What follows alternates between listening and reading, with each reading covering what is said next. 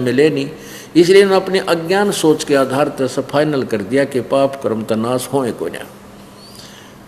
अरे भले आदमियों, अब कोई वैद्य का बोर्ड लगाए बैठा है बहुत बड़ा, और उससे कोई पूछे जाकर कि भाई क्या औषधि खाने से रोग नाश हो जाएगा, और वो उत्तर दे कि औषधि खाने से रोग तक कटे नहीं। फिर वो पूछा भाई फिर औषधि का लाभ क्या, कि पहलवान बन जाएगा, पहलवान बन जाएगा। तो ये शब्द यदि कोई कहे क्या वो वैध है, वो तो निरा डांगर है। और जैसे साबुन के गुणों में लिखा कि साबुन के ऊपर लिखा होता है कि ये डिटर्जेंट साबुन है, यानी जो है बर्फ जैसी स्नो वाइट कर देता है, इतना साफ कर देता है, मैल काट देता है कपड़े के। और किसी ने साबुन विक्रेता का बोर्ड ला रखा है, वहाँ बैठा है कोई, उससे जाकर कोई पूछा भाई साबुन कपड़े का मैल छुड़ा देगा, और वो कहे, जो साबुन विक्रेता प्रसिद्ध हो रहा है वो ये कहे कि भी साबुन लगाने से कपड़े का मैल तो नहीं कटेगा, साबुन कपड़े का मैल नहीं नाश करेगा, तो साबुन लगाने का फायदा क्या। उत्तर मिले कि कपड़ा मजबूत बन जाएगा। तो क्या वो, या तो वो शराब पी भांग पिए पड़ा है पशु, ये शब्द बोल सकता है कोई? कति जनौर बोलेगा ये बात, कति महामूर्ख। तो ऐसे ही इस दयानंद जी के ज्ञान की सच्ची है। वेद तो, वेदों में परमात्मा के गुण हैं, वेद तो ठोक के गवाही दे रहे हैं कि परमात्मा की भक्ति से घोर पाप भी नष्ट हो जाते हैं। और दयानंद जी कहता है कि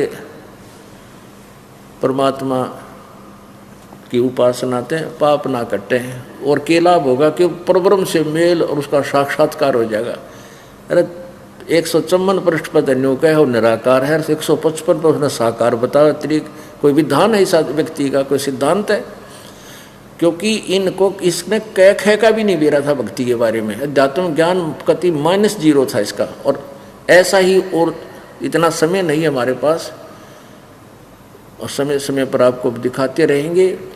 इस समाज सुधार में इसने कलम तोड़ रखी है, ऐसी बेहुदी व्याख्या कर रखी है, हमने शर्म आती है। लेकिन इसकी हिंदी करने के लिए, इसकी धोती सी धोने के लिए बार बार दिखाना और बताना पड़ता है कि आने वाले समय में इनसे हमारा दिल हटके एक भगवान पर लग जाए, हम उस परमात्मा पर दृढ़ हो जाए। अब ये सचमुच भांग पीता था, और इसने भांग पीकर सत्यार प्रकाश लिख रखा है, और एक पृष्ठ पर कुछ लिख रहा है, उस अगले पर कुछ लिखता है, फिर कहता है सूर्य पर मनुष्य रहते हैं और अन्य पशु पक्षी भी रहते हैं, और वहाँ ही निवेदों को पढ़ते हैं, वहाँ ये काजू किस्मत सेब संतरे सभी पदार्थ हैं। अरे तेरा गजब यो आग के गोले पहनों का वहाँ, क्योंकि इसने भांग पी रखी थी। ये और एक झलक दिखाता हूँ आपको, क्योंकि और भी बहुत सा ज्ञान आपको देना है, लेकिन ये थोड़ा सा बीच में दिखाएं पाछे, आपका इनसे मन हट जाएगा, आप एक परमात्मा को पहचान लोगे। अब देखना 8वें समोल्लास के लास्ट में,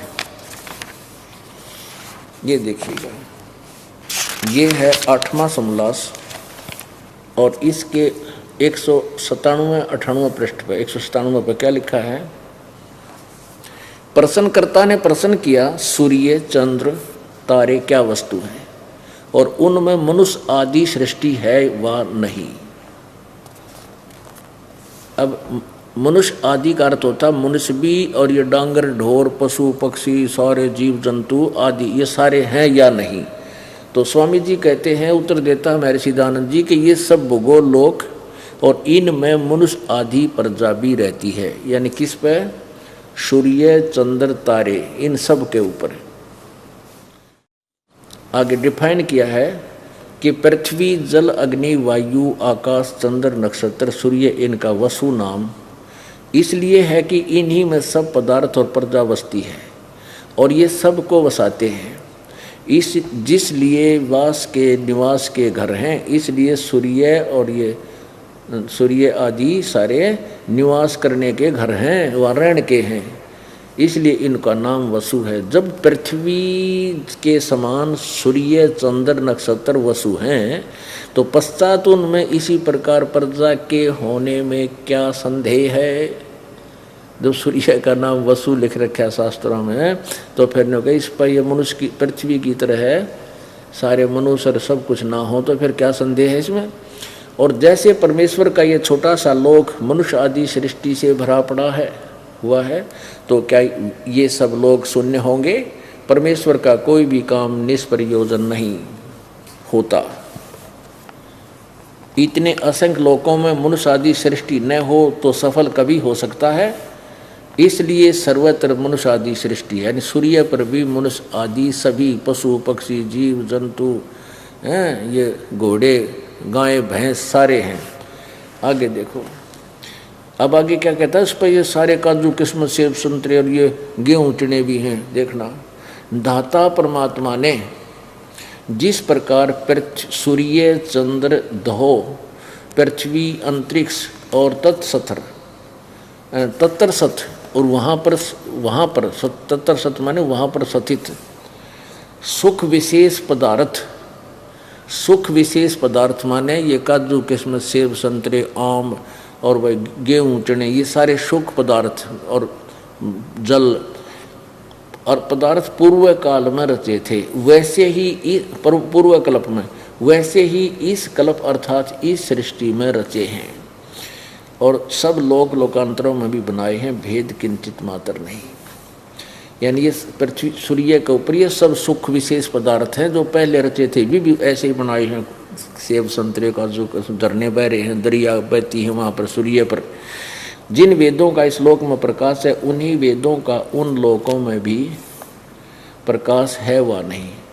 स्वामी जी कहता है उन्हीं का है। किसी ने पूछा कि जिन वेदों को यहाँ पढ़ते हैं तो सूर्य पर भी पढ़ते हैं, कहते हाँ उन्हीं को पढ़ते हैं। जैसे एक राजा की राजव्यवस्था नीति सभी देशों में सम्मान होती है, उसी प्रकार परमात्मा राजा राजेश्वर की वेदोक्त नीति उनकी सृष्टि रूप सब राज्य में एक सी है।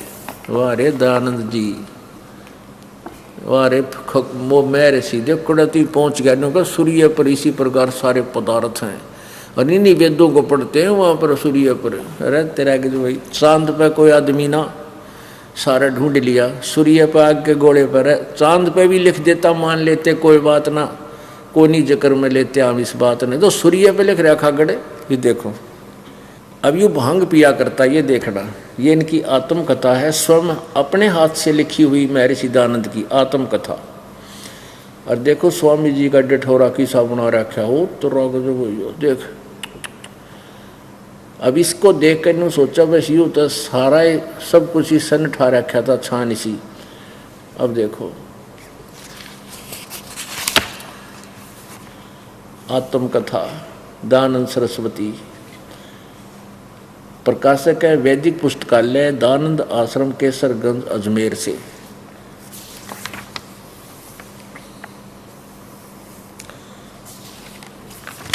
इस पर देखना,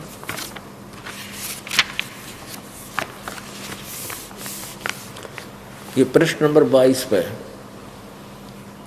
आत्मकथा।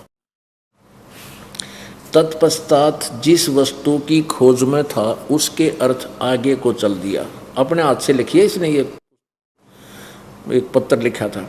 और आसोज सुदी यानी आसोज महीने की दूसरी तिथि को और 1913 माने सन 1856, 1913 का अर्थ सन 1856 को दुर्गा कुंड के मंदिर पर जो चांडालगढ़ में है पहुंचा, वहाँ 10 दिन व्यतीत किए।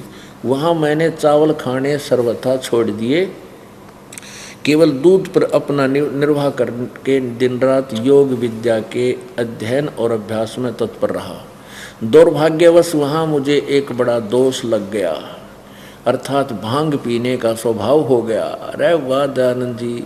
और सो कई बार उसके प्रभाव से मैं सर्वथा बेसुध हो जाया करता था। बता, अरे भले आदमी पुण्यात्माओं नो का चावल तक खाने छोड़ दिए और भांग शुरू कर दी, और नो का फिर योग अभ्यास और भगवान के ध्यान में मैं वहाँ तत्पर रहता था। ये नशेड़ी नशा करके कितना पड़ा रहा कड़लाए नो दिखे भाई तो बड़ा कसूता समाधि ला रहा है और बैठा नशे में, इसने पता नहीं सर्दी में बैठ जाते कि गर्मी में पड़ा रहे तो ये न्यू बेचला रहे थे दुनिया ने। अब भांग पी के इसने ये वेद लिखे ना, कोई जब एक आम आदमी ने पूछ ले, कोई न्यू का सूर्य पर आदमी रहते हैं है कि कोई बालक भी ना माने इस बात ने, अरे मैं ऋषि लिख रहा तो सब और पूरा डिटेल डिफाइन किया है अच्छी तरह, कहते कच्चा काम ना रह जाए। अरे वाह मैं ऋषि। अब ये न्यू के है इसके समर्थक के बाद में छोड़ दी थी भांग, बाद में छोड़ दी होती सत्यार प्रकाश में ये शब्द लिख सके था। पहले पृष्ठ पर लिख रहा है निराकार, दूसरे पर साकार सिद्ध कर रहा है। और वेदों में परमात्मा लिखा कि वो पाप काट दे, सत्यार प्रकाश में कहे पाप कट नहीं सकते, समाप्त हो सकते। तो पुण्यात्माओं इस दास का उद्देश्य ये है, ठीक है ये कुछ दिन तो मैंने बुंडा भी कह लेंगे, गुंडा भी कह लेंगे, ये 10-20 जो स्वार्थी लोग हैं, आने वाली पीढ़ी गुण गाया करेगी इस दास के, अन्यों क्या करेंगे भगवान किसान दे रहा हटाएंगे वह।